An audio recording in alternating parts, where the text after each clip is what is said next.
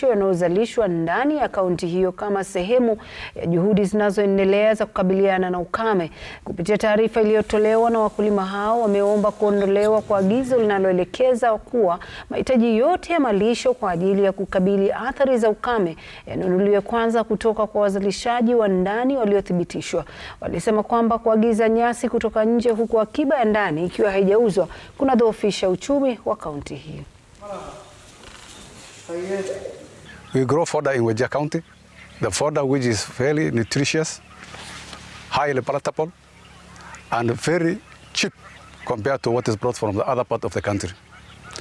We are appealing the national government at large to purchase the hay that we have in Wajir County, rather than bringing unpalatable, low quality hay, which is what we call weed grass, wiregrass.